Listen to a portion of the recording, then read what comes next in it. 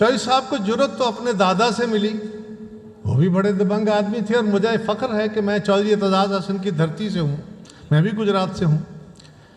लेकिन चौधरी साहब को रेजिस्टेंस और जद्दोजहद जो है वो माँ की गोद से मिली, और ये अलामती तौर पे नहीं है लफ्ज़। चौधरी साहब की उम्र उस वक्त शायद 1 साल या 1 साल से कम थी जब उनकी वालदा तहरीक पाकिस्तान में गिरफ़्तार हुई एहतजाज करते हुए, और चौधरी साहब अपनी वालदा की गोद में जेल में रहे, और वहाँ से इनके जद्दोजहद का आगाज़ होता है। जिस शख्स की ऐसी ट्रेनिंग हो, यकीनन वो अपनी आइंदा ज़िंदगी में इसी जुर्रत के मुजाहरे करता है जो चौधरी एतजाज़ साहब ने किए। मुझे ये एजाज़ हासिल है कि मैं उनकी जमात से भी हूँ और मैं उनके साथ उस असम्बली का मेंबर रहा जिसमें चौधरी साहब MNA थे। मैं पहली दफ़ा उस वक्त MNA बना तो उनके साथ काम करने का, उनसे सीखने का, सियासत में सीखने का मौका मिला।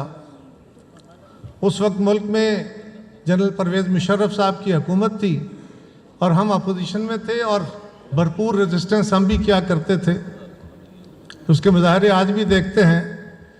लेकिन चौधरी साहब ने हमें हर मौके पे अपना तशख़्ख़ुस और अपनी डिसेंसी कायम रखने की कोशिश की हमारे साथ। हालांकि हमारी जमात के अंदर बाकी जमातों की तरह वहाँ पे भी डोमिनेंस जो थी वो पुरशोर आवाज़ों की थी। हम अक्सर असम्बली में खड़े हो के गो मुशर्रफ गो के नारे लगाते थे, बैंक थपथपाते थे। तो चौधरी साहब एक दिन कहने लगे कि यार ये शोर तुम बहुत कर चुके, आओ एक दिन खामोश खड़े हो जाओ, खामोश खड़े होकर सिर्फ स्पीकर को देखते रहो, और खामोशी की ताकत देखो वो कितनी है। अगर स्पीकर 5 मिनट कुर्सी पे बैठ गया तो मेरा नाम बदल देना, तुम खामोश होकर देखो तो सही। हाँ, साउंड ऑफ साइलेंस जो है वो है क्या, ताकत क्या है।